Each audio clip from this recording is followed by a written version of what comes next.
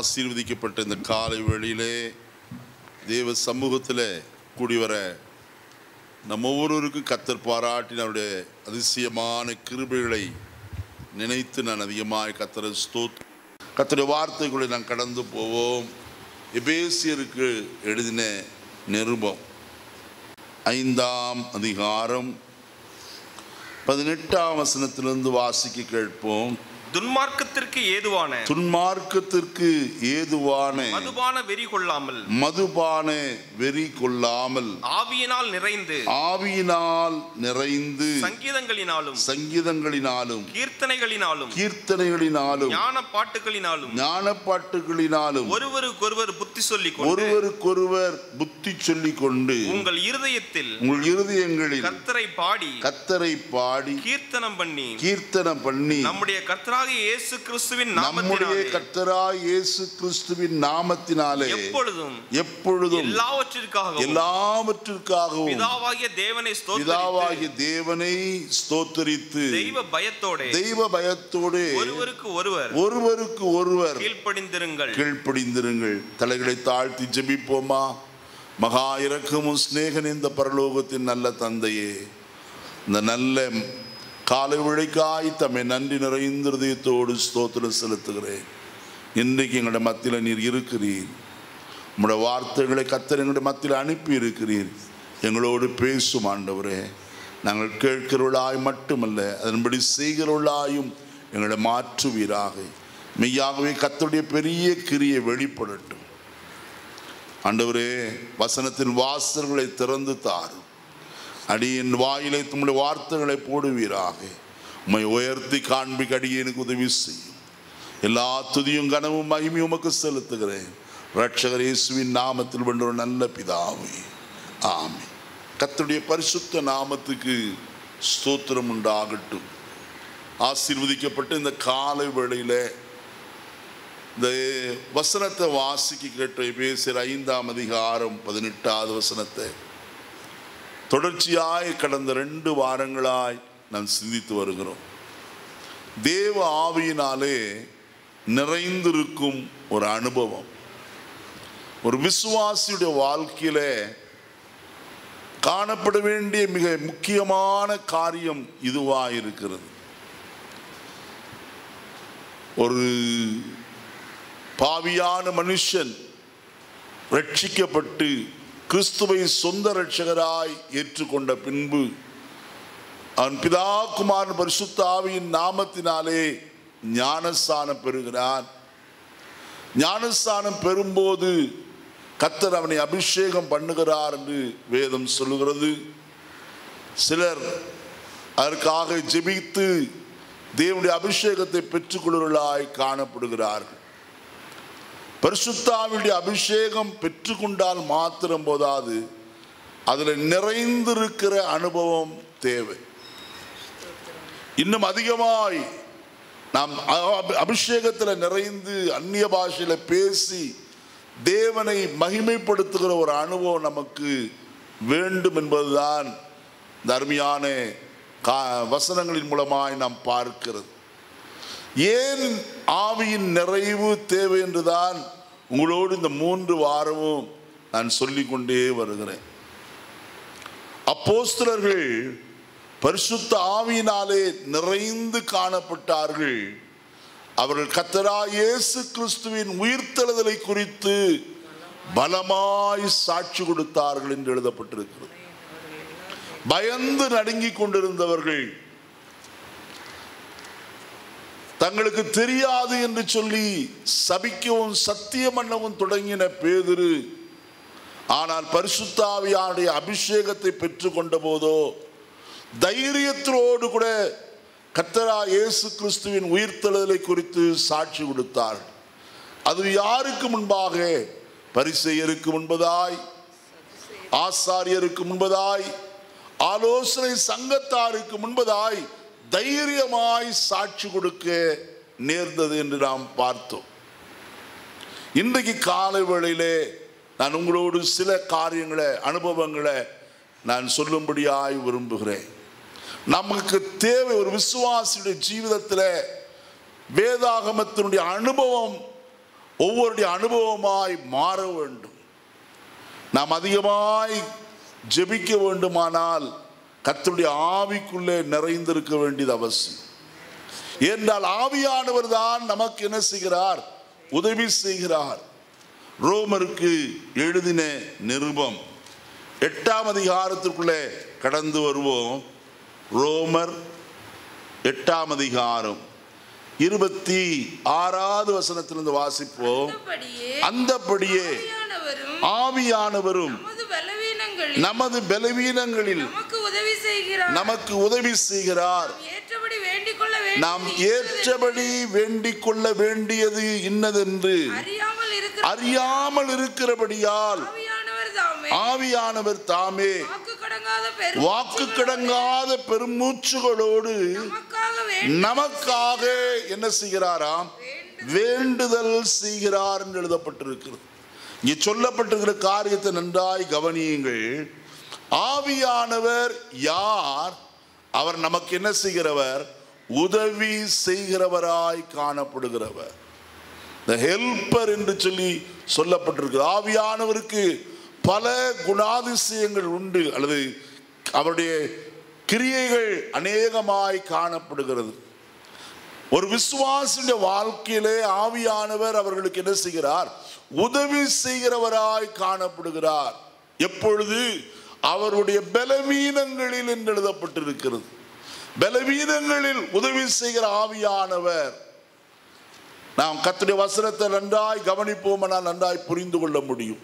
நம்முடைய பலவீனம் எதுவோ அந்த பலவீன நேரத்தில் அவர் நமக்கு என்ன செய்கிறவர்? உதவி செய்கிறவராய் காணப்படுகிறார். நம்மை தேற்றுகிறார், நம்மை தைரியப்படுத்துகிறார், நம்மை பலப்படுத்துகிறார் என்றால் அது மிகையாகாது.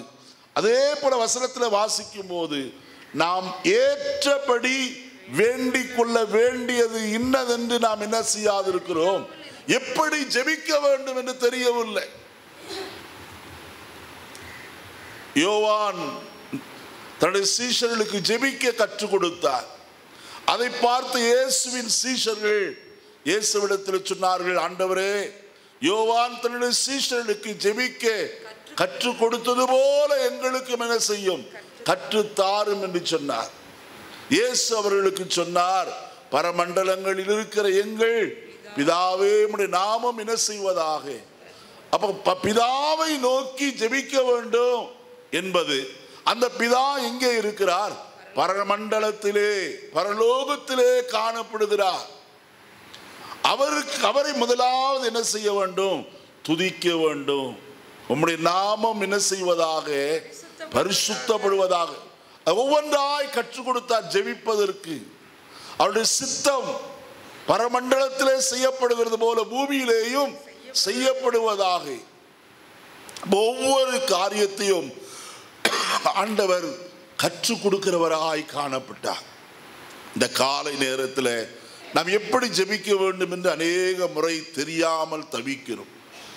நாம் சில அஜெண்டாவை வைத்திருக்கிறோம். சிலருக்காக ஜெபிப்பது, சில காரியங்களுக்காக ஜெபிப்பது என்று சொல்லி ஏதோ சில வாயளவிலே உதட்டளவிலே சில ஜெபத்தை நாம் ஏறெடுக்கிறோம். அல்ல, அவர்களுக்காய் பாரத்தோடு ஜெபிப்பதற்கு ஆவியானவர் நம்ம என்ன செய்கிறார்? தூண்டி விடுகிறவராய் காணப்படுகிறார். சில நேரங்களிலே நாம் ஜெபிக்கிறோம். ஜெபிக்கும் போதே யாரோ ஒரு சிலரை நமக்கு ஞாபகம் ஊட்டி அவர்களுக்காய் அதிகமாய் ஜெபிக்கும்படிக்கு கர்த்தர் நமக்கு என்ன செய்கிறார்? ஒரு தூண்டுதலை நமக்கு தருகிறார். நாம் ஜெபிக்கிறோம், ஆவியானவர் அதற்கு உதவி செய்கிறவராய் இருக்கிறார். அதற்கு பிறகுதான் நமக்கு தெரியும் அவர்கள் இன்னார் இன்ன பிரச்சனைகளிலே காணப்பட்டார்கள். அந்த பிரச்சனை நேரத்திலே அவர்கள் கர்த்தரை நோக்கி ஜெபித்த போது கர்த்தர் மற்றவருடைய ஜெபத்தின் துணையோடு கூட தன்னுடைய வாழ்க்கையில் என்னத்தை செய்தார்? விடுதலையை தந்தார் என்று சொல்லி எத்தனையோ பரிசுத்தவானுடைய சாட்சியை நாம் கேட்க முடியும். சொல்லிக் கொண்டு போனால் நேரம் கடந்து போய்விடும். ஆனால் ஒன்று இந்த காலையில் சொல்கிறேன், நாம் எப்படி ஜெபிக்க வேண்டும் என்று சொல்லி ஆவியானவர் நமக்கு என்ன செய்கிறார்? கற்றுக் கொடுக்கிறார். அதுவும் எப்படி ஜெபிக்க வைக்கிறாராம்? வாக்குக்கு அடங்காத பெருமூச்சுகளோடு நமக்காக அவர் என்ன செய்கிறார்? வேண்டுதல் செய்கிறார். நமக்காகவே நம்முடைய பலவீனத்திலே அவர் நமக்காக நமக்குள்ளே இருந்து என்ன செய்கிறார்? வேண்டுதல் செய்கிறார். எப்படி? பெருமூச்சுகளோடு கூட. இஸ்ரவேலர் எகிப்திலே காணப்பட்ட போது கர்த்தருடைய பெருமூச்சின் சத்தத்தை கேட்டார் என்று எழுதப்பட்டிருக்கிறது. இந்த காலை வேளையிலே நமக்குள்ளே இருக்கிற ஆவியானவர் அந்த பெருமூச்சோடு கூட ஜெபிக்க வைக்கிறார். அந்த ஜெபத்தை கர்த்தர் என்ன செய்கிறார்? கேட்கிறார், பதிலளிக்கிறார், விடுதலையை தருகிறவராய் காணப்படுகிறார். ஆகையால் இந்த காலையிலே ஒன்றை அறிந்து கொள்வோம். நம்முடைய ஜெபம் ஆவியானவருக்குள்ளே ஆவியானவரோடு இசைந்ததாய் இருக்குமானால் அந்த ஜெபத்திற்கு மிகுந்த மகிமை உண்டு என்று நான் உங்களுக்கு சொல்ல விரும்புகிறேன். இந்த காலையில ஒன்று அறிந்து கொள்வோம்.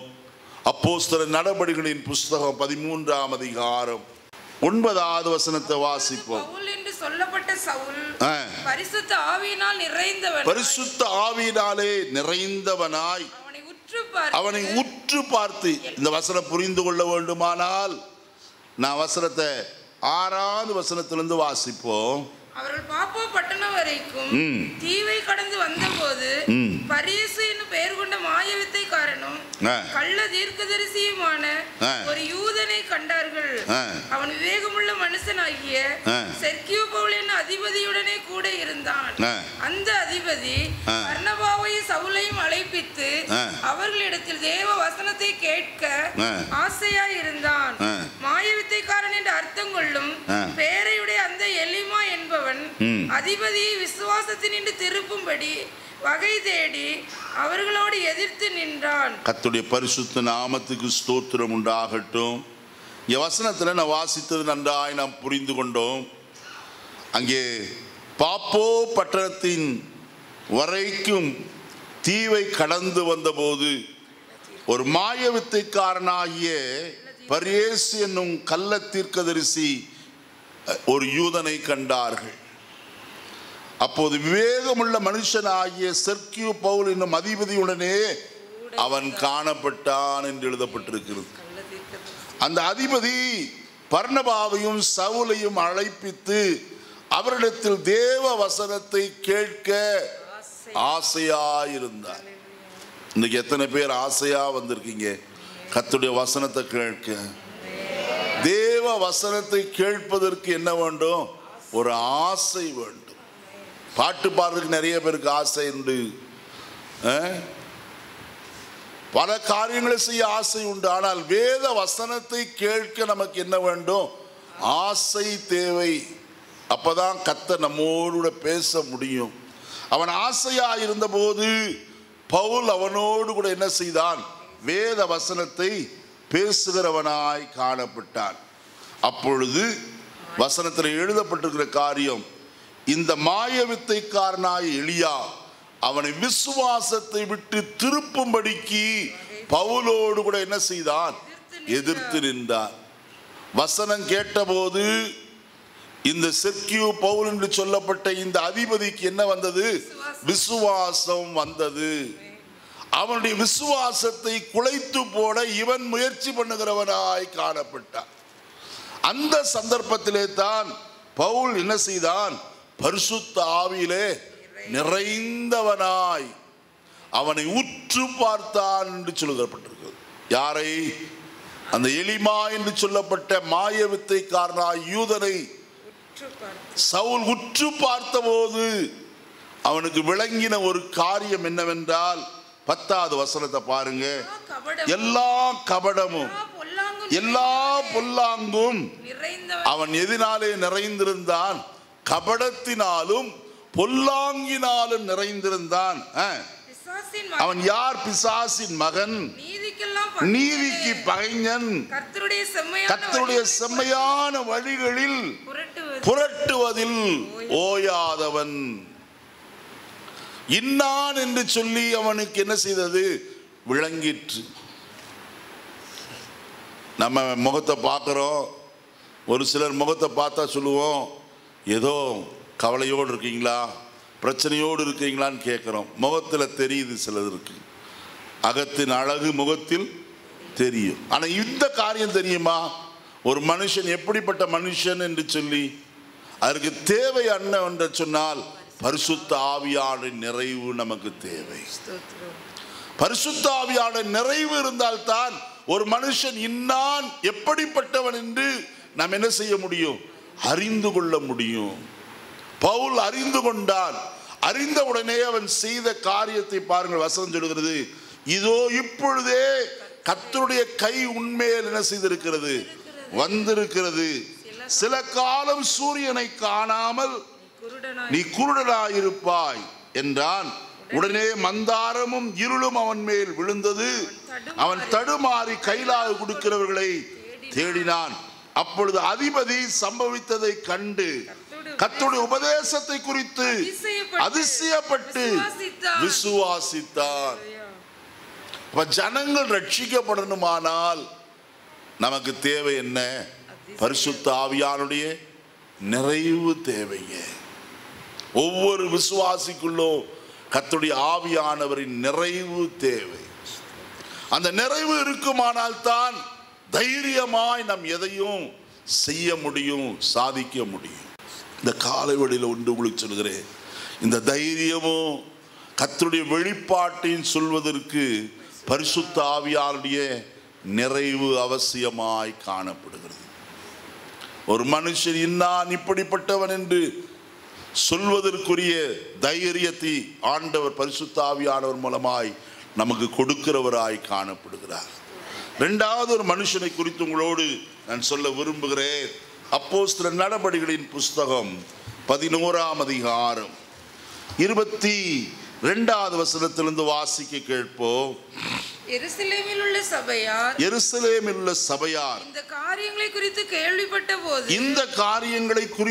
கேள்விப்பட்ட போது அந்தியோகியா வரைக்கும் போகும்படி பர்னபாவை அனுப்பினார்கள்.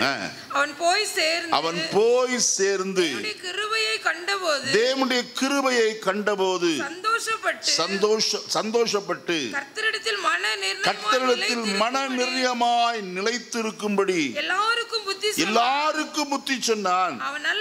அவன் நல்லவனும் பரிசுத்த ஆவியினாலும் விசுவாசத்தினாலும் நிறைந்தவனுமாயிருந்தான். அநேக ஜனங்கள் கர்த்தரிடமாய் சேர்க்கப்பட்டார்கள். கர்த்தருடைய வசனத்தில் நான் வாசிக்கும் போது பர்னபா என்று சொல்லப்பட்ட ஒரு மனுஷனை குறித்து பார்க்கிறோம். பர்னபா என்று சொன்னால் ஆறுதலின் மகன் என்று அர்த்தம். The son of comfort. ஆறுதலை மகன் என்று அழைக்கப்படுகிற இந்த பர்னபா எப்படிப்பட்டவன்? நல்லவனும் பரிசுத்த ஆவியினாலும் விசுவாசத்தினாலும் என்ன செய்திருந்தவன்? நிறைந்திருந்தவன். இந்த காலையில் ஒன்றை நன்றாய் அறிந்து கொள்ளுங்க. பரிசுத்த ஆவியானவராலே நிறைந்த மனுஷனுக்கு ஒரு சாட்சி ஒன்று உண்டு. அவன் செய்கிற காரியம் என்னவென்று சொன்னால், இங்கே வசனத்தில் என்ன வாசிக்கிறோம்?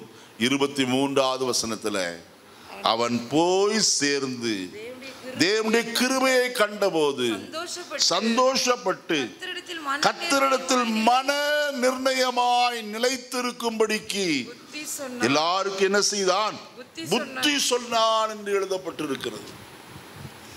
அப்ப பரிசுத்த ஆவியிலே நிறைந்தவன் அவனுடைய வாழ்க்கையிலே சந்தோஷம் தேவனுடைய ஜனங்களை காணும் போது அடுத்தது அவன் என்ன செய்கிறவன்?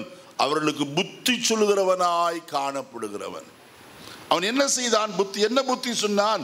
கர்த்தரிடத்தில் மன நிர்ணயமாய் நிலைத்திருக்க வேண்டும். கர்த்தருக்குள் உறுதியாய் நிலைத்திருக்க வேண்டும். சோதனைகளோ பாடுகளோ பிரயாசங்களோ எவைகளானாலும் அவைகளின் மத்தியிலே கர்த்தரை உறுதியாய் பற்றி கொண்டு நிலைத்திருக்கிற அனுபவம். வேத வசனத்தை உங்களுக்கு சுட்டி காட்ட நான் விரும்புகிறேன். வசனத்தை வாசிப்போம். அப்போஸ்தலனாகிய பவுல் கொரிந்து சபையாருக்கு எழுதின 2வது நிருபம் 1ஆம் அதிகாரம் 24வது வசனத்தை வாசிப்போம். உங்கள் விசுவாசத்திற்கு நாங்கள் அதிகாரிகளாய் இராமல் உங்கள் சந்தோஷத்திற்கு சகாயராய் இருக்கிறோம். விசுவாசத்தினாலே என்ன செய்கிறீர்களே? நிலை நிற்கிறீர்களே. நீங்கள் நிற்கிறது எதிராலே? விசுவாசத்தினாலே. யார் பேர்ல? தேவன் பேர்ல வைத்திருக்கிற விசுவாசத்தினாலே. விசுவாசத்தில் நிலைத்திருந்தால் அப்போஸ்தலனாகிய பவுல் சொல்றார், நீங்கள் நிலைத்திருந்தால் நாங்கள் எப்படி இருப்போம்? பிழைத்திருப்போம் என்று சொல்லுகிறார். நீங்கள் நிலைத்திரு காணப்படுவீர்கள் என்றால் நாங்கள் பிழைத்திருக்க முடியும். அப்போ விசுவாசத்திலே உறுதியாய் நிலைத்திருக்கும்படிக்கு சோதனை நேரங்களிலே அவர்களுக்கு புத்தி சொல்லுகிறவனாய் பர்னபா காணப்பட்டார். நான் இன்னொரு வசனத்தையும் உங்களுக்கு சுட்டி காட்ட விரும்புகிறேன். அப்போஸ்தலர் நடபடிகளின் புஸ்தகம் 14ஆம் அதிகாரம் 22வது வசனத்தை வாசிப்போம். சீசருடைய மனதை திடப்படுத்தி விசுவாசத்திலே நிலைத்திருக்கும்படி அவர்களுக்கு என்ன செய்தான்? புத்தி சொன்னார்கள். எதிலே நிலைத்திருக்க வேண்டும்? ஒவ்வொரு நாளும் விசுவாசத்தை சொல்லிக் கொடுக்க வேண்டியது அவசியமாக இருக்கிறது. விசுவாசம் ஏண்டா வேதத்தை வாசிக்கிறது இல்லை. வேதத்தை வாசிக்கும் போதுதான் நமக்கு விசுவாசத்தில் உறுதியாக இருக்க முடியும். ஒவ்வொரு நாளும் வேத வசனத்தை வாசிக்க வேண்டும், அதை தியானிக்க வேண்டும். விசுவாசம் கேள்வியினாலே வரும். கேள்வி தேவனுடைய வசனத்தினாலே வரும் என்று எழுதப்பட்டிருக்கிறது. தேவனுடைய வசனத்தை நாம் எவ்வளவாய் கேட்கிறோமோ வாசிக்கிறோமோ அவ்வளவாய் நாம் விசுவாசத்தில் என்ன செய்ய முடியும்? நிலைத்திருக்க முடியும். ஏன் விசுவாசத்தில் நிலைத்திருக்க முடியும் என்று சொன்னால், நாம் அநேக உபத்திரவங்களின் வழியாய்த்தான் தேவனுடைய ராஜ்யத்தில் என்ன செய்ய வேண்டும்? பிரவேசிக்க வேண்டும் அவர்களுக்கு சொன்னார்கள் என்று எழுதப்பட்டிருக்கு. கிறிஸ்தவ ஜீவிதமே எப்படிப்பட்ட ஜீவிதம் தான்? உபத்திரவங்களின் வழியாய் நடக்கிற ஒரு ஜீவிதம் தான். பஞ்சு மெத்தை அல்ல. ஒரு சிலர் போதிக்கிறார்கள், கிறிஸ்தவ வாழ்க்கைக்குள்ளே இயேசுவை ஏற்றுக்கொண்டு விட்டால் உனக்கு நோய் இல்லை, வேதனை இல்லை, பாடுகள் இல்லை, சஞ்சலம் இல்லை என்று. இல்லை இல்லை என்று நான் ஒன்று சொல்வேன், அவர்களின் மத்தியிலேயும் நாம் தாங்கிக் கொள்ள பலன் கர்த்தர் கொடுக்கிறவராய் காணப்படுகிறார்.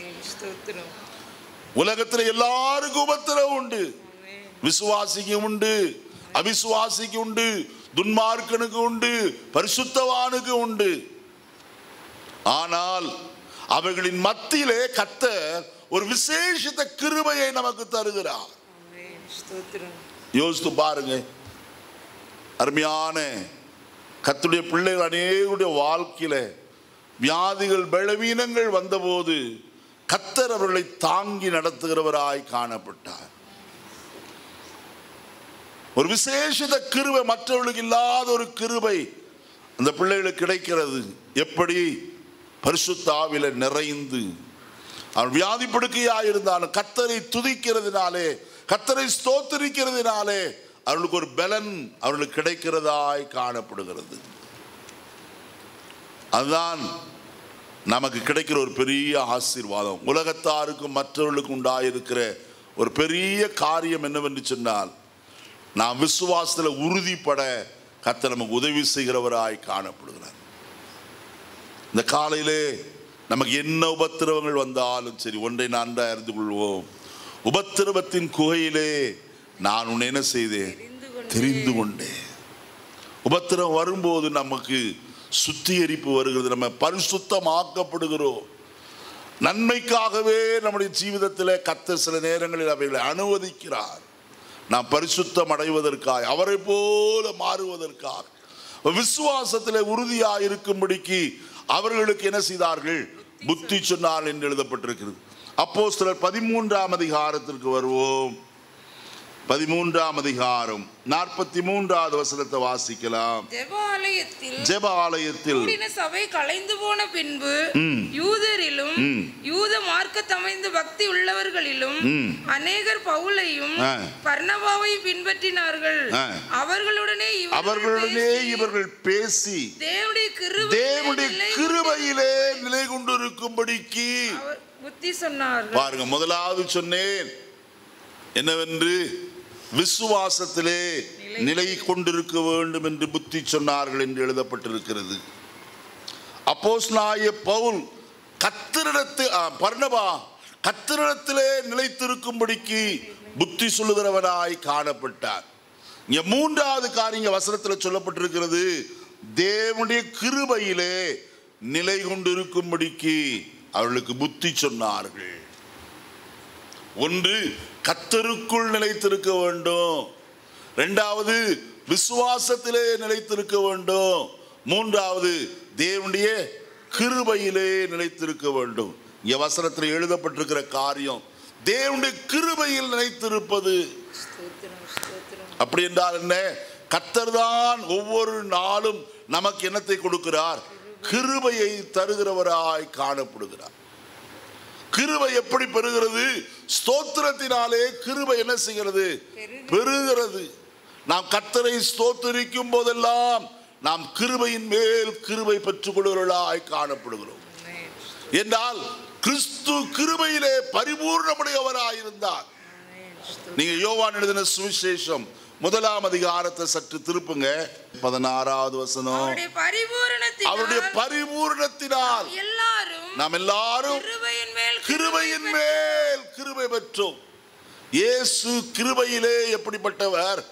பரிபூர்ணப்பட்டவர். அவருடைய கிருபையிலே நாமும் இனத்தை பெற்றுக் கொள்கிறோம், கிருபையை பெற்றுக் கொள்கிறோம். அப்ப கர்த்தராகிய இயேசு கிறிஸ்துவை பார்த்து கேட்போமானால், ஆண்டவரே இந்த நாளுக்குரிய கிருபை எங்களுக்கு என்ன செய்யும்? தாரும். எதற்கு கிருபை தேவை? 2 கொரிந்தியர் 12ஆம் அதிகாரம் 9வது வசனத்தை வாசிப்போமா? அதற்கு அவர் என் கிருபை உனக்கு போதும், உன் பலவீனத்திலே என் பலம் என்ன செய்யும்? பூரணமாய் விளங்கும்.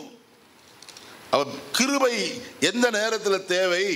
பலவீனத்திலே நமக்கு தேவ கிருபை தேவை. உன் பலவீனத்திலே என் கிருபை உனக்கு போதும். கர்த்தர் கிருபையை நமக்கு தருகிறவர். பலவீன நேரங்களிலே அவருடைய கிருபை நம்ம என்ன செய்கிறது? தாங்குகிறது. என் கால் சறுக்குகிறது என்று சொல்லும் போது, கர்த்தாவே உம்முடைய கிருபை என்ன செய்கிறது? தாங்குகிறது. வசனத்தை எடுத்து வாசித்தலாமா? சங்கீதம் 94:18வது வசனம். என் கால் சறுக்குகிறது என்று நான் சொல்லும்போது கர்த்தாவே உம்முடைய கிருபை என்ன செய்கிறது? தாங்குகிறது. அருமையானவரே, பலவீனத்திலே கிருபை. கால் சறுக்கி விடும் என்று சொல்லி நினைக்கிற நேரத்தில் எதுதான் நம்மை தாங்கிறது? கர்த்தருடைய கிருபை நம்மை தாங்கி நிறுத்துகிறது. இந்த காலையிலே தேவ கிருபையை வாஞ்சிக்கிறோமா? என்னுடைய பலன், என்னுடைய சாமர்த்தியம் என்று சொல்லி நாம் நினைக்கவே கூடாது. கர்த்தருடைய மிகுந்த கிருபையினாலே தான் நாம் இந்த நாள் பரியந்தம் கடந்து வந்து கொண்டிருக்கிறோம். எத்தனையோ பேர் கடந்த மாதத்தில் இறந்து போனவர்கள் உண்டு. நான் எத்தனையோ பேருடைய மரண அடக்கத்திற்கு கடந்து போனேன். இந்த மாதத்தில் போதர்கள் மரித்தார்கள், போதருடைய மனைவிகள் மரித்தார்கள், விசுவாச கூட்டத்தார் மரித்தார்கள். ஆனால் இன்னும் நாம் ஜீவனோடு இருப்பது கர்த்தருடைய கிருபை. ஒரு நாள் கூட்டி கொடுக்கிறார் என்று சொன்னால் அது கர்த்தருடைய கிருபை. எத்தனை விபத்துகள், எத்தனை காரியங்களை நாம் பார்க்கிறோம். ஆனால் தேவனுடைய தயவுள்ள கரணமை தாங்கி நடத்துகிறது. பாருங்க, ஆட்டோல போனவங்க லாரி மோதி இறந்து போனார்கள். நேற்றைய தினத்தில் நான் ஒரு காரியத்தை வாசித்து, ஒரு பையனும் பிள்ளையும் பைக்கில் கடந்து போனார்கள். எதிரே வந்த லாரி நேருக்கு நேர் மோதி அவர்கள் 2 பேரும் மரித்து போனார்கள். இப்படிப்பட்ட எத்தனையோ சம்பவங்கள் நாம் கேள்விப்படுகிறோம். ஆனால் கர்த்தருடைய கரம் மாத்திரம் நம்மை தாங்கி பாதுகாக்கிறது. நான் வெளியே புறப்படும் போதே நாம் ஜெபிக்கிறோம், ஆண்டவரே என் ஆவி ஆத்துமா சரீரத்தை உம்முடைய கரத்தில் ஒப்பு கொடுக்கிறேன், என்னை காத்துக்கொள்ளும். கர்த்தர் நிச்சயமாய் தம்முடைய தூதர்களை கொண்டு நம்ம என்ன செய்கிறவர்? காக்கிறவர். ஒரு போதகர் சொன்னார் இவ்விதமாய், அமெரிக்க தேசத்தில் அவர் வாகனத்தை 220 கிலோமீட்டர் வேகத்தில் ஓட்டி கொண்டு போனார் ஹைவேல. திடீரென்று சொல்லி என்ன நடந்ததோ தெரியவில்லை, அந்த வாகனம் குட்டிக்கரன் அடிக்க ஆரம்பிச்சது. ஒரு 5-6 குட்டிக்கரன் அடித்து தூரத்தில் கொண்டு போய் தூக்கி தள்ளி விட்டது. பின்னே வந்த சில வண்டிகளும் இவருடைய வாகனத்தில் மோதிற்று. எல்லாரும் நினைத்தார்கள் அது தீப்பற்றி கொண்டது. எல்லாரும் நினைத்தார்களாம் அதில் இருக்கிற எல்லாரும் இறந்து போனார்கள் என்று சொல்லி. ஆனால் சடுதியாய் இந்த போதகரை உள்ளே இருந்து யாரோ தூக்கி எறிந்தது போல் இருந்ததா. வெளியே வந்தார், வேற ஒன்று காருக்கு மட்டும் சேதம், இவரில் ஒரு சிறிய ஸ்கிராட்ச் கூட இல்லையா. அது சொல்லும்போது சொன்னார், நான் வாகனத்தில் வரும்போது யாரோ புகைப்படம் எடுத்திருக்கிறார்கள், அதில் ஒரு தேவதூதன் என்னை பிடித்து வெளியே இழுத்து விடுகிறதை அந்த படம் சுட்டி காட்டுகிறது என்று சொன்னார். யோசித்து பாருங்கள், தேவன் எவ்வளவு நல்லவர். அவ்வளவு மைல் வேகத்தில் கடந்து போயும் வண்டி தீப்பிடித்து எரிந்த போதும் கர்த்தருடைய கிருபை அவர் மேல் இருந்தபடியினாலே அவரை கர்த்தர் என்ன செய்தார்? பாதுகாத்தார். இந்த காலையிலே நாம் அவருடைய கிருபையை சிந்திக்க வேண்டியது அவசியம். தாவீது சொல்லும் போது அதைத்தான் சொல்லுகிறார், கர்த்தாவே உம்முடைய கிருபையை நாங்கள் உம்முடைய ஆலயத்தில் என்ன செய்து கொண்டிருக்கிறோம்? சிந்தித்து கொண்டிருக்கிறோம். கர்த்தருடைய ஆலயத்திற்கு வரும்போதெல்லாம் தேவனுடைய கிருபையை நாம் சிந்திக்க வேண்டியது அவசியம். இன்னைக்கு மாதத்தினுடைய கடைசி நாள், இந்த மாதம் முழுவதும் 31 நாளும் கர்த்தர் எவ்வளவு ஆச்சரியமாய் நம்மை நடத்தி வந்திருக்கிறார். யோசித்து பாருங்க. போஷித்தார், உடுத்துவித்தார். நம்முடைய பிள்ளைகளுக்கு இந்த பரீட்சை காலங்களிலே நல்லவராயிருந்தார். உஷ்ணம் அதிகமான இந்த காலகட்டத்தில் கர்த்தர் நம்மை எவ்வளவாய் பாதுகாத்து கொண்டார். ஆனாலும் அவருடைய கிருபை நாம் அதிகமாய் சார்ந்திருக்க வேண்டியது அவசியமான காரியம். பர்னபா மற்றவர்களுக்கு புத்தி சொல்லுகிற ஒரு மனுஷனாயிருந்தார். கர்த்தருக்குள் நிலைத்திருங்கள். நீங்கள் கர்த்தருக்குள் நிலைத்திருந்தால் மிகுந்த கனிகளை கொடுப்பீர்கள். நீங்கள் கர்த்தருக்குள் நிலைத்திருந்தால் உங்களுடைய ஜெபத்திற்கு பதில் வரும். நீங்கள் கர்த்தருக்குள் நிலைத்திருந்தால் தேவனுடைய ராஜ்யத்தில் சேர்க்கப்படுவீர்கள். ஆகையால் கர்த்தருக்குள் நிலைத்திருங்கள் என்று முதலாவது புத்தி சொன்னார். இரண்டாவது, விசுவாசத்தில் நிலைத்திருக்கும்படிக்கு புத்தி சொன்ன அனுபவம். மூன்றாவது, கிருபையிலே நிலைத்திருக்கும்படிக்கு புத்தி சொன்ன அனுபவம். அடுத்த ஒரு காரியத்தை கர்த்தருடைய வசனத்திலிருந்து வாசிக்கலாம். அப்போஸ்தலர் நடபடிகளின் புஸ்தகம் 13ஆம் அதிகாரம் 52வது வசனத்தை வாசிப்போம். சீஷர்கள் சந்தோஷத்தினாலும் பரிசுத்த ஆவியினாலும் நிரப்பப்பட்டார்கள். கர்த்தருடைய பரிசுத்த நாமத்துக்கு ஸ்தோத்திரம் உண்டாகட்டும். எப்போது? 50ஆம் வசனத்திலிருந்து வாசிப்போம்.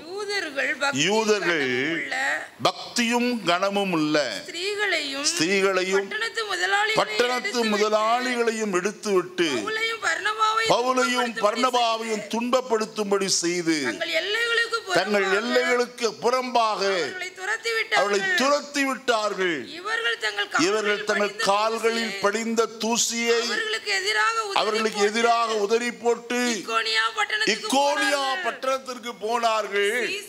சீஷர்கள் சந்தோஷத்தினாலும் பரிசுத்த ஆவியினாலும் எப்போது துன்பப்படுத்தப்பட்டு துரத்தி விடப்பட்ட போது. அருமையான தேவ ஜனமே, அப்போஸ்தலருடைய வாழ்க்கையில் சீஷருடைய வாழ்க்கையிலேயும் அதிகமாய் உபத்திரவப்பட்டவர்கள் அவர்கள். நமக்கு இல்லை இந்த நாட்களில். ஆனால் ஒரு சிலர் அதிகமான உபத்திரவத்தை இந்த நாட்களில் அனுபவித்துக் கொண்டிருக்கிறார்கள். இதை போல நாம் அமைதியாய் உட்கார்ந்து கர்த்தரை ஆராதிக்கிறோம். எத்தனையோ பேருக்கு ஆராதிக்க முடியாதபடி சூழ்நிலைகள். ஆனால் துன்பப்படுத்தப்பட்டும் துரத்தப்பட்டும் சீஷர்கள் எல்லாரும் எப்படிப்பட்டவர்களாக இருந்தார்கள்? சந்தோஷத்தினாலும் பரிசுத்த ஆவியினாலும் நிரப்பப்பட்டவர்களாய் காணப்பட்டார்கள். இந்த சந்தோஷம் எப்போது வந்தது? உபத்திரவத்தின் மத்தியிலே பரிசுத்த ஆவியின் நிறைவு இருந்தபடியினாலே வந்தது. தேவனுடைய ராஜ்யம் புசிப்பும் குடிப்பும் அல்ல, நீதியும் சமாதானமும் பரிசுத்த ஆவியினால் உண்டாகும். அப்ப பரிசுத்த ஆவியினாலே தான் எவைகள் வருகிறது? சந்தோஷமும் சமாதானமும் வருகிறது. நான் சந்தோஷமா இருக்க வேண்டுமா? கர்த்தருக்குள்ளே சந்தோஷமா இருக்க வேண்டுமா? பரிசுத்த ஆவியிலே நிறைந்திருந்து பாருங்கள், உங்கள் முகம் பிரகாசித்திருப்பதை நீங்கள் காண முடியும். உபத்திரவத்தின் மத்தியிலே அவர்கள் சந்தோஷமா இருந்தால் என்று சொன்னால் அப்போஸ்தலனாகிய பவுல் அதை குறித்து சொல்லுகிறார். வசனத்தை பார்ப்போமா? 2 கொரிந்தியர் 4ஆம் அதிகாரம் 8வது வசனத்தை வாசிப்போம். நாங்கள் எப்பக்கத்தில் நெருக்கப்பட்டும் ஒடுங்கி போகிறதில்லை, கலக்கமடைந்தும் மனம் முறிவடைகிறதில்லை, துன்பப்படுத்தப்பட்டும் கைவிடப்படுகிறதில்லை, கீழே தள்ளப்பட்டும் நாங்கள் என்ன செய்கிறதில்லை? மடிந்து போகிறதில்லை. ஏனென்றால் கர்த்தராகிய இயேசுவினுடைய ஜீவனும் எங்கள் சரீரத்திலே விளங்கும்படிக்கு இயேசுவின் மரணத்தை எப்பொழுதும் எங்கள் சரீரத்தில் சுமந்து திரிகிறோம் என்று சொன்ன இந்த அருமையான வார்த்தை. அவர்களுடைய காரியம் என்ன? 16வது வசனத்திலிருந்து வாசிப்போம். ஆனபடியினால் நாங்கள் சோர்ந்து போகிறதில்லை. இருங்கம்மா. ஆனபடியினாலே நாங்கள் என்ன செய்கிறது இல்லை? சோர்ந்து போகிறது இல்லை. ஏன் தெரியுமா? 15வது வசனத்தை வாசிங்க. தேவனுடைய மகிமை விளங்குவதற்கு ஏதுவாக கிருபையானது அநேகருடைய ஸ்தோத்திரத்தினாலே என்ன செய்யும்படிக்கு பெருகும்படிக்கு இவையெல்லாம் உங்கள் நிமித்தம் எங்களுக்கு என்ன செய்கிறது? உண்டாயிருக்கிறது. ஏன் நாங்கள் சோர்ந்து போகிறது இல்லை என்று சொன்னால் தேவனுடைய கிருபை எங்களில் என்ன செய்கிறது? பெருகிறது. ஆகையால் தான் இந்த உபத்திரவத்திலேயும் பாடுகளின் வேளையிலேயும் நாங்கள் என்ன செய்யாமல் இருக்கிறோம்? சோர்ந்து போகாமல் இருக்கிறோம் என்று சொன்னார் பவுல். கீழே சொல்லும் போது சொல்கிறார், எங்கள் புறம்பான மனுஷன் அழிந்தும் உள்ளான மனுஷனானது நாளுக்கு நாள் நல்ல கவனிங்க. இந்த புறம்பான மனுஷன், அழிவுக்குரிய மனுஷன், இது முழுவதும் என்ன செய்யப்படுகிறது? மாம்சம் எல்லாம் அழிகிறது. அழியாத ஒரு சரீரத்திலே உள்ளான மனுஷன் பலப்படுகிறவனாய் காணப்படுகிறான். ஆகையால் பவுல் சொல்கிறார், மேலும் காணப்படுகிறவைகளே அல்ல, காணப்படாதவைகளையே நோக்கி இருக்கிற நமக்கு அதி சீக்கிரத்தில் நீங்கும் லேசான நம்முடைய உபத்திரவம். இந்த உபத்திரவம் எப்படிப்பட்டது? பவுல் சொல்றாரே, லேசான உபத்திரவம். அந்த உபத்திரவம் லேசானது தானா? பட்டணத்துக்கு புறம்பே கொண்டு போய் தள்ளி கல்லெறிந்தார்கள். அது லேசானதா?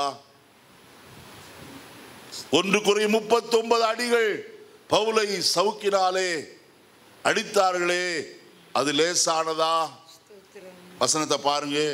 2 கொரிந்தியர் 11ஆம் அதிகாரம் 23வது வசனத்திலிருந்து வாசிப்போமா? கிறிஸ்துவின் ஊழியக்காரரா, நான் அதிகம் புத்தியினமாய் பேசுகிறேன், நான் அதிகமாக பிரயாசப்பட்டவன், அதிகமாய் அடிபட்டவன், அதிகமாய் காவல்களில் வைக்கப்பட்டவன், அநேக தரம் மரண அவதியில் அகப்பட்டவன், யூதர்களால் ஒன்று குறைய 40 அடியாக 5 தரம் அடிபட்டு, 3 தரம் மிலாறுகளால் அடிபட்டு, 1 தரம் கல்லெறி உண்டு, 3 தரம் கப்பர் சேதத்திலே வந்தேன். கடலிலே ஒரு ராப்பகல் முழுவதும் போக்கினேன்.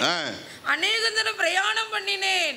ஆறுகளால் வந்த மோசங்களிலும் கல்லரால் வந்த மோசங்களிலும் அந்நிய ஜனங்களால் வந்த மோசங்களிலும் என் சுய ஜனங்களால். அடுத்தது ஓடிட்டீங்க. என் சுய ஜனங்களால். உங்க சுய ஜனத்தினால உபத்திரம் வராதா?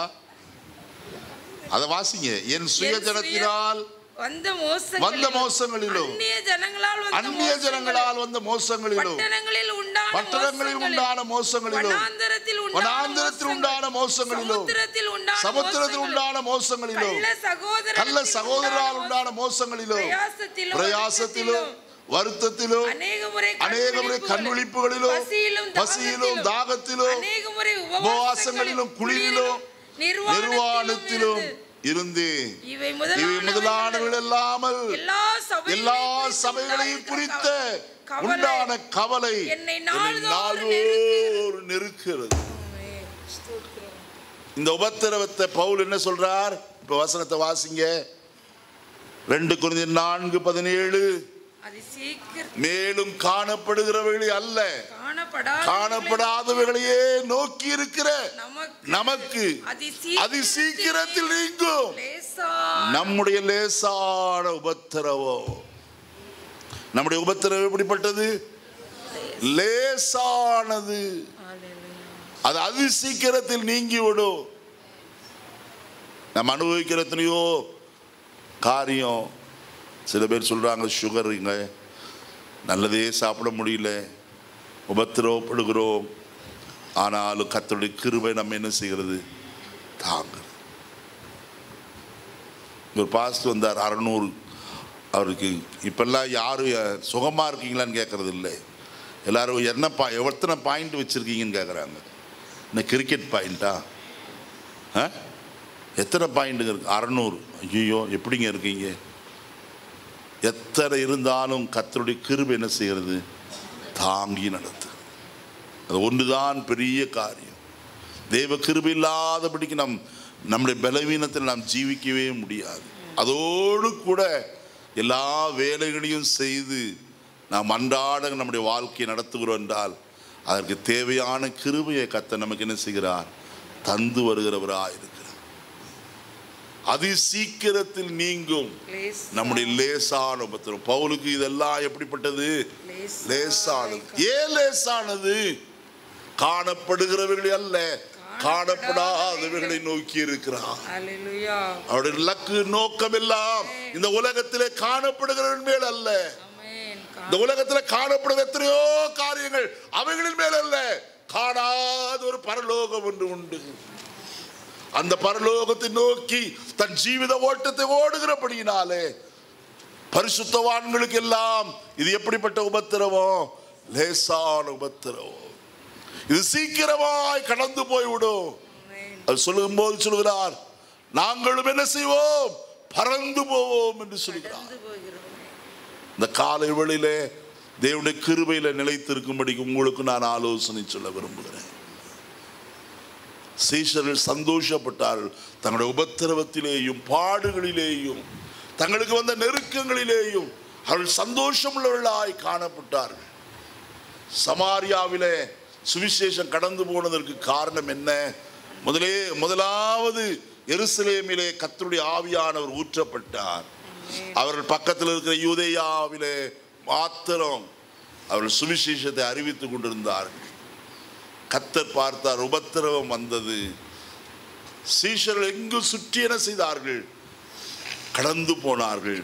சமாரியாவுக்கு போனவர்கள் சுவிசேஷ வசனத்தை பிரசங்கித்தார்கள்.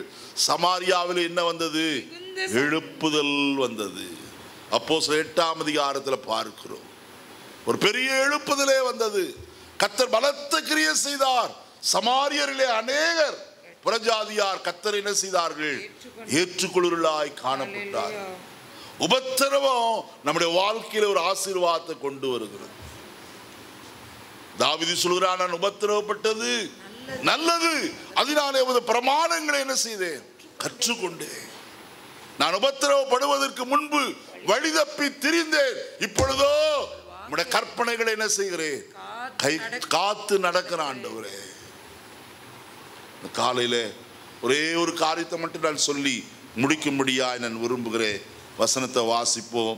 அப்போஸ்தலர் நடபடிகளின் புஸ்தகம் 2ஆம் அதிகாரம். அப்போஸ்தலர் 2ஆம் அதிகாரம் வாசிப்போம். 4வது வசனத்தை. அவர்கள் எல்லாரும் பரிசுத்த ஆவியினாலே நிரப்பப்பட்டு ஆவியானவர் தங்களுக்கு தந்தளின வரத்தின்படியே வெவ்வேறு பாஷைகளில் பேச தொடங்கினார். இது முதலாவது எருசலேமிலே காணப்பட்ட சீஷர்களுக்குள்ளே ஆரம்பித்த ஒரு காரியம். இயேசு கிறிஸ்துவின் ஊழியத்தின் மூலமாய் 12 அப்போஸ்தலர்களும் அநேக சீஷர்களும் அன்றைக்கு கர்த்தரிடத்தில் சேர்க்கப்பட்டிருந்தார். அவருடைய தொகை ஏறக்குறைய 120 பேராய் இருந்தது என்று எழுதப்பட்டிருக்கு. 1ஆம் அதிகாரம் 15வது வசனத்தை வாசியுங்கள். அந்நாட்களிலே சீஷர்கள் ஏறக்குறைய 120 பேர். ஆண்டவராய் இயேசு கிறிஸ்து பரத்திற்கு போவதற்கு முன்பு சீஷராய் காணப்பட்டவர்கள் எத்தனை பேர்? 120 பேர். எத்தனையோ பேர் சாப்பிட்டாங்க. யோசித்து பாருங்க. 5000 பேர் 7000 பேர் சாப்பிட்டாங்க. எத்தனையோ பேர் சுஸ்தமானார்கள். அவருக்கு பின்னையே சுற்றி திரிந்தவர்கள் எத்தனையோ பேர். ஆனால் கடைசியில சீஷராய் மாறினவர்கள் எத்தனை பேர்னா 120 பேர். அவர்கள் ஜெபத்திலும் வேண்டுதலிலும் தரித்திருந்தார்கள். பரிசுத்த ஆவியானவர் என்ன செய்தார்கள்? பெற்றுக்கொண்டார்கள். அடுத்தது வசனத்தில் வாசிக்கிறோம். பரிசுத்த ஆவியானவர் பொழியப்பட்ட ஒரு அனுபவம் 10ஆம் அதிகாரத்தில் வருகிறது. வாசிப்போமா? 44வது வசனத்திலிருந்து. இந்த வார்த்தைகளை பேதுரு பேசிக்கொண்டிருக்கையில் வசனத்தை கேட்ட யாவர் மேலும் பரிசுத்த ஆவியானவர் எங்கே? இத்தாலியா பட்டாளத்திலே 100க்கு அதிபதியாகிய கொர்நெலியு என்னும் பேர் கொண்ட ஒரு மனுஷன் பேதுருவை அழைத்து பேதுருவின் மூலமாய் கர்த்தருடைய வசனத்தை கேட்க ஆசையாயிருந்தார். வசனத்தை கேட்டுக்கொண்டிருந்தார்கள். கேட்டுக்கொண்டிருந்த எல்லார் மேலும் பரிசுத்த ஆவியானவர் என்ன செய்தார்? ஊற்றப்பட்டார். புறஜாதிகள் மேலும் கர்த்தருடைய ஆவி ஊற்றப்பட்டது. யூதருக்கு மட்டும் அல்லையா, மாம்சமான யாவர் மேலும் தேவன் தம்முடைய ஆவி என்ன செய்கிறவர்? ஊற்றுகிறவர். பரிசுத்த ஆவியை பெற்றுக்கொள்வோம். அடுத்து 19ஆம் அதிகாரம் 6வது வசனத்தை வாசிப்போம். அப்போஸ்தலர் 19ஆம் அதிகாரம் 6வது வசனம். அல்லாமலும் பவுல் அவர்கள் மேல் கைகளை வைத்தபோது பரிசுத்த ஆவியானவர் அவர்கள் மேலே வந்தார். அப்பொழுது அவர்கள் அந்நிய பாஷைகளை பேசி தீர்க்கதரிசனம் சொன்னார்கள். பார்த்தீங்களா? எல்லா இடங்களிலேயும் பரிசுத்த ஆவியானவர் ஊற்றப்பட்ட போது அதன் அடையாளமாய் இருந்தது என்ன? அந்நிய பாஷை. அந்நிய பாஷைகளை பேசி கர்த்தரை மகிமைப்படுத்தினார்கள், தீர்க்கதரிசனம் சொன்னார்கள் என்று வேதம் சொல்லுகிறது. இப்ப 2ஆம் அதிகாரத்திற்கு வருவோம். இவர் சீஷர்கள் எல்லாரும் பரிசுத்த ஆவியினாலே அபிஷேகிக்கப்பட்டார்கள். இப்ப நடந்தது என்ன? அதை மட்டும் நான் சொல்லி முடிக்க விரும்புகிறேன். வசனத்தை வாசிக்கலாமே. 15வது வசனத்தை வாசிப்போம். நீங்கள் நினைக்கிறபடி இவர்கள் வெறி கொண்டவர்கள் அல்ல. பொழுது விடிந்து 3ஆம் மணி வேளையாய் இருக்கிறது. தீர்க்கதரிசியாகிய யோவேலினால் உரைக்கப்பட்டது. இது நடந்தே இருக்கிறது. ஐயா, எல்லாரும் பார்த்து கொண்டிருக்கிறீர்களே, தேவ பக்தியுள்ள மனுஷர்களே, பூலோகத்தின் பல இடங்களிலே இருந்து எருசலேமுக்கு பெந்தெகோஸ்தே பண்டிகை ஆசரிக்கும்படிக்கு வந்திருக்கிறவர்களே, இதை கேளுங்கள். நாங்கள் எல்லாரும் எப்படிப்பட்டவர்கள் அல்ல, மதுபானத்தினால் வெறி கொண்டவர்கள் அல்ல. பின்னையோ யோவேல் தீர்க்கதரிசினாலே உரைக்கப்பட்டது இந்நாளில் என்ன செய்தது? நிறைவேறிற்று. வசனத்தை கவனியுங்கள். யோவேல் என்ன சொன்னான்? இதோ கடைசி நாட்களில் மாம்சமான யாவர் மேலும் என் ஆவி என்ன செய்வேன்? ஊற்றுவேன். அப்பொழுது உங்கள் குமாரரும் உங்கள் குமாரத்திகளும் தீர்க்கதரிசனம் சொல்லுவார்கள். உங்கள் மூப்பர் சொப்பனங்களை அடையும். உங்கள் வாலிபர் தரிசனங்களை காண்பார்கள். ஊழியக்கார் மேலும் ஊழியக்காரர்கள் மேலும் அந்நாட்களிலே என் ஆவி என்ன செய்வேன்? ஊற்றுவேன். கர்த்தர் ஏற்கனவே ஊற்றி விட்டார், இப்பொழுது ஊற்றிக்கொண்டே இருக்கிறார். தேவ ஜனமே, பரிசுத்த ஆவியிலே நிறைந்த ஒரு அனுபவம் நமக்கு தேவை. நன்றாய் கவனியுங்கள். பேதுரு அன்றைக்கு பேச தொடங்கினான். யோவேல் தீர்க்கதரிசியின் வார்த்தையை அவனுக்கு எடுத்து காண்பித்து வசனத்தை போதித்தான். நடந்த காரியம் என்ன? வசனத்தில் சொல்லப்பட்டிருக்கிறது இவ்விதமாக. 37வது வசனத்தை வாசிப்போம். 37. இதை அவர்கள் கேட்டபொழுது, இது அவர்கள் கேட்டபோது இருதயத்திலே குத்தப்பட்டவர்களாகி இருங்க. அதுக்கு முன்னாடி 33, 32, 33 வசனங்களை வாசிப்போம். இந்த இயேசுவை தேவன் எழுப்பினார். இதற்கு நாங்கள் எல்லாரும் சாட்சிகளாய் இருக்கிறோம். அவர் தேவனுடைய வலதுகரத்தினாலே உயர்த்தப்பட்டு பிதா அருளிய வாக்குத்தத்தத்தின்படி பரிசுத்த ஆவியை பெற்று நீங்கள் இப்பொழுது காண்கிறதும் இதை என்ன செய்தார்? யார் பொழிந்தது? இயேசு கிறிஸ்துவானவர். அங்க வசனத்துல பாருங்க, தேவனுடைய வலதுகரத்தினாலே அவர் உயர்த்தப்பட்டு பிதா அருளிய வாக்குத்தத்தத்தின்படி பரிசுத்த ஆவியை பெற்று நீங்கள் இப்பொழுது காண்கிறதும் கேட்கிறதும் ஆகிய இதை உங்களுக்கு என்ன செய்வார்? இயேசு சொன்னாரே, நான் போகாதிருந்தால் பரிசுத்த ஆவியானவர் என்ன செய்யார்? வரார். நான் போவேன், போய் அவரை என்ன செய்வேன்? அனுப்புவேன் என்று சொன்னார். அப்ப அனுப்பப்பட்ட பரிசுத்த ஆவியார் நீங்கள் இப்பொழுது காண்கிறீர்களே, இதை கேட்கிறீர்களே, இதை அவர் என்ன செய்தார்? பொழிந்தருளினார். ஆகையால் வசனத்தை வாசிங்க. 36வது வசனம். ஆகையினால் நீங்கள் சிலுவையிலே அறைந்த இந்த இயேசுவையே தேவன் ஆண்டவரும் கிறிஸ்துவும் ஆக்கினார் என்று இஸ்ரவேல் குடும்பத்தார் யாவரும் நிச்சயமாய் அறிய கடவர்கள் என்றான். இதை அவர்கள் கேட்டபோது, எது அவர்கள் கேட்டபோது? அவருடைய மரணம், அவருடைய அடக்கம், அவருடைய உயிர்த்தெழுதல், அவருடைய பரலோகத்திற்கு எடுத்துக்கொள்ளப்பட்ட பரமேறுதல், பரிசுத்த ஆவியை பொழிந்தது, இவள் எல்லாவற்றையும் கேட்டபோது அவர்கள் இருதயத்தில் என்ன செய்யப்பட்டார்கள்? குத்தப்பட்டார்கள். கேட்கிறார்கள், சகோதரரே நாங்கள் என்ன செய்ய வேண்டும் என்று சொல்லி பேதுரு பேசினார். அன்றைய தினம் 3000 பேர் சபையோடு என்ன செய்யப்பட்டார்கள்? பரிசுத்த ஆவியான நிறைவு இருந்தால்தான் தேவன் கிரியை செய்ய முடியும். ஆகையினாலே ஆவியின் நிறைவுள்ள சபையாய் நாம் காணப்பட வேண்டும். அதற்குத்தான் இந்த 3 வாரங்களோடு நான் பேசினேன். ஆவியின் நிறைவு தனிப்பட்ட வாழ்க்கையிலே தேவை. சபையாய் ஆவியில நிறைவு, தேவனுடைய ஆவியிலே நிறைந்திருப்போமானால் உண்மையாகவே இது ஆசீர்வாதம்.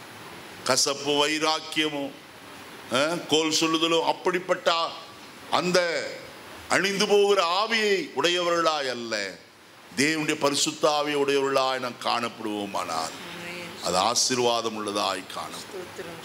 தேவன் தாம் இந்த வார்த்தைகளை நமக்கு ஆசீர்வதிப்பாராக. நம்ம எல்லாரும் எழுந்திருப்போமா? கர்த்தரை நோக்கி பார்ப்போம். இந்த காலை வெளியில் தேவனுடைய ஆவியானவர் அவருடைய நிறைவுக்குள்ளே நாம் காணப்பட வேண்டும் என்று சில வசனங்களை நமக்கு ஞாபகம் ஊட்டினார். அப்போஸ்தலனாகிய பவுல் பரிசுத்த ஆவியிலே நிறைந்தபடியினாலே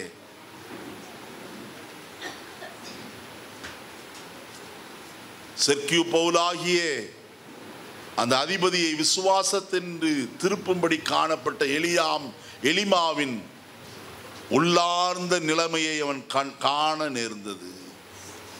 ஒரு படம் பிடித்தது போல, எக்ஸ்ரே படம் பிடித்தது போல அவன் உள்ளத்தின் ஆழத்தில் எவைகள் நிறைந்திருக்கிறது என்று அவன் சொன்னான்.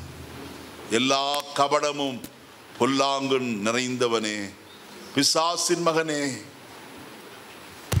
எவ்வளவு பயங்கரம்! கர்த்தருடைய ஆவியானவர் வெளிப்படுத்துகிறார். இந்த காலைவெளியிலே அருமையான விசுவாச குடும்பத்தாரே, நீங்கள் பரிசுத்த ஆவியினாலே நிறைந்திருப்பீர்கள் என்று சொன்னால், உங்களுக்கு விரோதமாய் வருகிற மனுஷன் எப்படிப்பட்ட சிந்தையோடு உங்களுக்கு விரோதமாய் வருகிறார் என்று கர்த்தர் உங்களுக்கு அடையாளம் காட்டுவார். அவர்கள் எப்படிப்பட்டவர்கள்? அவர்கள் உங்களுக்கு தீங்கு செய்ய வருகிறார்களா, அவர்கள் உங்களுக்கு விரோதமாய் வருகிறார்களா என்று சொல்லி கர்த்தர் வெளிப்படுத்துகிறவராயிருக்கிறார். மாத்திரமல்ல, அவர்கள் எதை செய்தாலும் அது ஒன்றும் வாய்க்காது. உங்களுக்கு விரோதமாய் செய்யப்படுகிற எந்த ஆயுதமும் வாய்க்காதே போகும். காரணம், உங்களுக்குள்ள இருக்கிற கர்த்தருடைய ஆவியானவர் மகிமையின் ஆவியானவராய் காணப்படுகிறார். அவர் சாதாரண ஆவியானவர் அல்ல, பலத்தினாலும் அல்ல, பராக்கிரமத்தினாலும் அல்ல, என்னுடைய ஆவியினால எல்லாம் ஆகும் என்று சொன்னாரே அந்த ஆவியானவர். அந்த ஆவியானவர் எங்கே உண்டோ அங்கே விடுதலையும் உண்டு. கர்த்தருடைய ஆவியானவர் விடுதலையை தருகிற ஆவியானவர். அந்த ஆவியானவருக்குள்ள நிறைந்திருப்போமா? ஆண்டவரே, அந்த ஆவியினாலே நிரப்பையா, உம்முடைய ஆவியானவரை எனக்கு தாரும் ஆண்டவரே. நான் சபையிலே பிரகாசிக்கத்தக்கதாய், சபையிலே உமக்காய் எழுந்து நிற்கத்தக்கதாய், உமக்கு ஊழியம் செய்யத்தக்கதாய், ஆத்மாக்களை ஆதாயம் பண்ணத்தக்கதாய் என்னை ஆவியினால நிரப்ப ஆண்டவரே. கர்த்தரை பார்த்து கேட்போம்.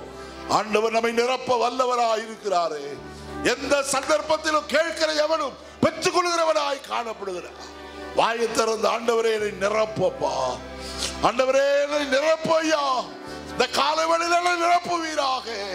ஊராதனார சந்தலா ரிபாலபா பதாரபாலபா உரியாலரக லந்தலரகமானமாரா சபாதாரா கசத்தர சம்பனமனா லியாதரதியாசியந்தலபௌஷா. ஆண்டவரே நிரப்புவீராக. உம்முடைய பிள்ளைகளை அபிஷேகிப்பீராக. உம்முடைய பிள்ளைகளை அபிஷேகியும் ஆண்டவரே, உம்முடைய பிள்ளைகளை அபிஷேகியா. சகோதரர் மேலும் சகோதரிகள் மேலும் உம்முடைய அபிஷேகம் ஊற்றப்பட்ட காலைவெளியில ஆவியில நிறைந்த அனுபவத்தை ஒவ்வொருவருக்குள்ள கட்டளையிடும்படியாக செபிக்கணும். ஊரபானமா ரபௌலபாரபா சம்பன மனமனாசி ஆரரதி மிதபலாசி லிக்தலரகதிந்தலரகதி ஆசியாரபாலபாசியாதா. ஆண்டவரே நிரப்புவீராக, நிரப்புவீராக. சிறியோரி பெரியோரை நிரப்பீராக. வாலிப பிள்ளைகளை நிரப்பீராக. வாலிப தம்பிமாரை நிரப்பீராக. நாதா தாவே ஸ்தோத்திரம். அபிஷேகம் தேவை ஆண்டவரே, அபிஷேகம் தேவை. இந்த கடைசி நாட்கள்ல எல்லா மாம்சத்துடைய கிரியைகளுக்கு விலகி ஜீவிக்க ஆவியான வல்லமை எங்களுக்கு தேவை ஆண்டவரே. பிசாசின் வல்லமையை மேற்கொள்ள எங்களுக்கு பலம் தேவை ஆண்டவரே. கேட்போம், பெற்றுக்கொள்வோம். இந்த காலையில Glory to Jesus. நேசிக்கிற நல்ல ஆண்டவரே, நல்ல வேளைக்காய் ஸ்தோத்திரம். இந்த காலை நேரத்தில் நம்முடைய பரிசுத்த சன்னிதானத்தில் நாங்கள் கூடி உம்முடைய நாமத்தை தொழுது கொள்ள எளியவர்களாய் எங்களுக்கு நீர் பாராட்டின இரக்கங்களுக்காய் ஸ்தோத்திரம். ஆண்டவரே, கடந்த 3 வாரங்களாய் கர்த்தருடைய ஆவியானுடைய நிறைவை குறித்து நாங்கள் சிந்தித்து வர எங்கள் ஒவ்வொருக்கு நீர் அனுக்கிரகம் செய்து வந்திருக்காய் ஸ்தோத்திரம். உம்முடைய கிருபை இருக்கட்டுங்க தாவே. உம்முடைய மக்களை பரிசுத்த ஆவியினால் அபிஷேகம் பண்ணும்.